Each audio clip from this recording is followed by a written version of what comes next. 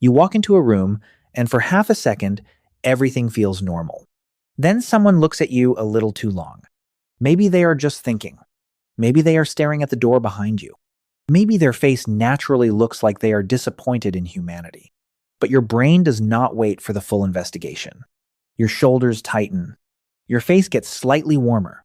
You suddenly become aware of your hands, your posture, your voice, your clothes, the way you are standing, and the fact that you apparently forgot how to exist like a normal mammal.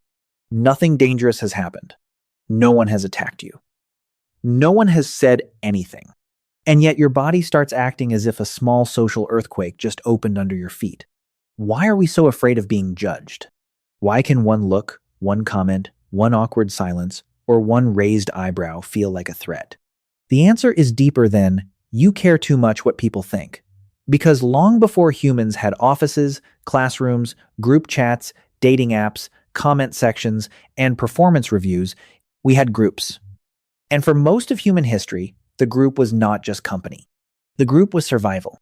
To understand why judgment feels so powerful, you have to imagine a very different world. Not a world with locked doors, grocery stores, hospitals, and headphones. A world where being alone could mean hunger, injury, exposure, or becoming something else's lunch. In that world, other people were not just people. They were protection. They were food sharing. They were information. They were warmth. They were mating opportunities. They were defense against predators and rival groups. They were the difference between making it through the night and disappearing into the dark as a cautionary tale with no audience. So the human brain became extremely interested in one question. Do they still accept me? That question sounds emotional today, but in an ancestral environment, it was practical. Belonging was not a luxury. It was infrastructure. If the group saw you as useful, trustworthy, cooperative, and valuable, you were safer. If the group saw you as selfish, strange, dangerous, weak, unreliable, or embarrassing, your position became unstable. And instability inside a small tribe was not just socially uncomfortable. It could become physically dangerous. This is where modern embarrassment begins to make more sense. When you worry that people are judging you, your brain is not only reacting to the present moment, it is reaching backward into an old survival system built around reputation. Reputation was ancient social currency. Before written laws, before resumes, before star ratings, people survived partly through what others believed about them. Could you be trusted? Would you share food? Would you help in danger? Would you follow group rules? Would you damage the group's status? Would you make others look bad? A single mistake did not always ruin someone, but patterns mattered. The brain that ignored social feedback completely could pay a serious price. So evolution favored a nervous system that noticed signs of disapproval. A change in tone, a cold expression, laughter from across the fire, a person turning away, a group going quiet when you approach. These tiny signals mattered because they helped humans adjust before rejection became permanent. The problem is that the same system now operates inside modern life. And modern life is basically a factory for imaginary judgment. You post something online, and 3 people do not like it. Your brain notices the absence like it is evidence. You send a message, and the reply takes too long. Your brain opens a full courtroom. You give a presentation, and one person in the back looks bored. Suddenly, your nervous system decides that the entire room has formed a secret council against you. This is not because you are stupid. It is because your brain is ancient, suspicious, and terrible at understanding Wi-Fi-based social signals. The old brain was built for small groups, where feedback was direct. A face meant something. Silence meant something. Distance meant something. Exclusion meant something. But now we live in massive invisible networks where signals are constant, vague, and often meaningless. Someone does not reply because they are busy. Someone looks annoyed because they are hungry. Someone does not invite you because they assumed you were unavailable. Someone does not react to your post because the algorithm buried it under a video of a raccoon stealing cat food. But your ancient social brain does not know the algorithm. It knows belonging. So it treats uncertainty as possible danger. That is one of the most important layers. The fear of judgment is often not just fear of what someone thinks. It is fear of what their thoughts could lead to. Rejection, humiliation, loss of status, loss of connection, being pushed outside the circle. In the modern world, being judged might mean an awkward moment. In the ancient world, being judged poorly could mean losing trust. And losing trust could mean losing protection. Your body still remembers the old math. Bad opinion equals social risk. Social risk equals survival risk. Survival risk equals alarm. This is why judgment can feel physical. Your chest tightens. Your stomach drops. Your throat closes. Your breathing changes. You replay what you said. You scan faces. You prepare explanations for accusations no one has made. The logical brain says, relax. Nobody cares that much. The ancient brain says, that is exactly what they want us to think. And the ancient brain is faster. Threat detection does not politely wait for reason to finish its PowerPoint. It reacts first. The emotional alarm system of the brain can start preparing the body before conscious thought fully understands what is happening. That made sense when danger was immediate. If a shadow moved in the grass, the safest brain did not write an essay about probability. It reacted. The same speed helped with social danger too. If the group seemed angry, you needed to notice quickly. You needed to repair. You needed to apologize. You needed to change your behavior. You needed to move closer to the group before the distance became permanent. So today, when you sense judgment, the body prepares for correction. It tries to make you smaller, quieter, more careful, more acceptable. It asks you to monitor yourself before others reject you. This is why self-consciousness feels like being split in two. One part of you is trying to live. The other part is watching you live and leaving extremely harsh reviews. You are talking, but also judging how you are talking. You are laughing, but also wondering if the laugh sounded fake. You are walking, but also wondering if walking has somehow become suspicious. It is exhausting because your brain is not only experiencing the moment, it is managing your membership in an invisible tribe. And here is the strange part. Most people around you are doing some version of the same thing. They are also worried about being judged. They are also replaying their sentence. They are also wondering if their face looked weird. They are also trapped inside their own little survival documentary. This creates one of the great human ironies. We are often too busy fearing other people's judgment to judge them as much as they fear. But knowing that does not always turn the alarm off, because the fear is not built only on logic. It is built on old emotional learning. If you were laughed at, criticized, excluded, ignored, compared, mocked, or made to feel small, your brain may have learned that judgment is not harmless. It may have stored judgment as a warning sign.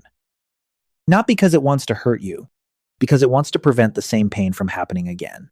Bad social memories can become maps. The brain remembers embarrassment because embarrassment once helped people avoid behavior that could threaten belonging. That is why one humiliating moment from years ago can suddenly return while you are trying to sleep. Your brain treats it like training footage. It pulls up the old scene and says, let us review this disaster so we never do that again. Helpful in theory, a nightmare in practice. Because modern life gives the brain endless material, every conversation can be replayed. Every outfit can be evaluated. Every photo can be compared. Every silence can be interpreted. Every number on a screen can become a public vote on your worth. The ancient fear of judgment has been connected to modern technology, which means the tribe is now everywhere. It is in your pocket. It is on your screen. It follows you into bed. A prehistoric brain was never supposed to carry a glowing rectangle filled with thousands of possible judges. For most of history, you could leave the group fire. Now the group fire has notifications. This is where the mismatch becomes uncomfortable. The human brain evolved to care about reputation in small communities. But today, reputation can feel global, permanent, and measurable. Likes, views, comments, followers, read receipts, status updates, performance scores, public comparisons. The nervous system sees all of this as social information. And because it is biased toward threat, it often focuses on the negative signal. One critical comment can outweigh 50 kind ones. One awkward look can erase an hour of friendly conversation. One rejection can feel more real than all the times you were accepted. This is not fair, but it is understandable. A survival brain pays special attention to danger because missing danger was historically more costly than missing comfort. If someone liked you, good. If someone hated you and had influence inside the group, that could become a problem. So the brain gives negative social feedback extra weight. It turns the volume up. It says, look at this. And then, because the human brain is also a prediction machine, it starts simulating futures. What if they think I am stupid? What if they tell someone else? What if everyone noticed? What if I lose respect? What if I become the person people laugh about when I leave the room? This is judgment fear turning into social survival simulation. Your brain is trying to predict exclusion before exclusion happens. It is trying to feel the danger early enough to stop it. But the same ability that once helped humans adapt can now trap them in imaginary courts. You become the accused, the witness, the judge, and the entire angry crowd, all inside your own head. No wonder it feels intense. Your brain is not reacting to one look. It is reacting to a possible story. And in that story, your place in the group is at risk. This also explains why judgment from certain people hurts more. A stranger's opinion may sting.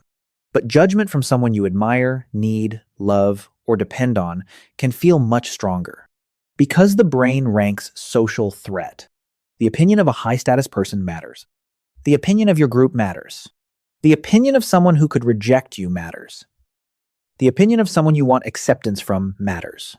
In ancestral terms, not every observer had equal power. A child needed caregivers. A hunter needed allies. A young adult needed mating prospects. A group member needed trust. So the brain learned to care more about judgment from people connected to safety, belonging, and status. That old hierarchy still shows up now. A random comment can hurt, but a disappointed look from the one person whose approval you wanted can hit like a spear. Not because their face is magic. Because your brain attached belonging to it, and belonging is one of the oldest human needs. This does not mean every fear of judgment is accurate. Often, it is not. The brain guesses. It fills gaps. It confuses ambiguity with evidence. It treats a neutral face as a negative face. It mistakes silence for rejection. It mistakes disagreement for danger. It mistakes being seen for being attacked. But the fear makes more sense when you understand its purpose. It is not there because humans are naturally vain. It is there because humans are deeply social animals. We survived by reading each other. We survived by adjusting to each other. We survived by caring, sometimes painfully, about what others thought. The same sensitivity that makes judgment frightening also makes cooperation possible. It helps us notice when we hurt someone. It helps us repair bonds. It helps us learn social rules. It helps groups function. A person with no concern for judgment at all is not automatically free. Sometimes they are dangerous. So the goal is not to become a creature who never cares. That would not make you evolved. It might make you banned from several restaurants. The deeper goal is understanding the alarm. When your brain says they are judging you, it may be trying to protect an ancient need. It may be asking, am I still safe here? Do I still belong? Will I be rejected? Will I lose my place? Those questions are old, older than your job, older than your school, older than your social media account, older than the word anxiety. And when you see that, the fear changes shape. It becomes less like a personal flaw and more like an ancient system doing its best with confusing modern signals. That does not make the feeling disappear instantly, but it gives it context. The next time you walk into a room and feel everyone's eyes on you, maybe nothing has gone wrong. Maybe your brain is simply checking the tribe. The next time you replay a sentence and cringe, maybe your mind is running an old social safety program. The next time one person's opinion feels too powerful, maybe your nervous system is mistaking a modern judgment for ancient exile. You are not weak for feeling watched. You are descended from people who had to notice being watched. You are not broken because judgment hurts. You have a brain built in a world where belonging could mean survival. But the room you are entering now is not a cave. The silence is not always rejection. The glance is not always a verdict. The crowd is not always a tribe deciding your fate. Sometimes it is just a room. Sometimes it is just a face. Sometimes it is just a moment. And sometimes The oldest part of you is still standing at the edge of the fire, hoping the group will let you stay.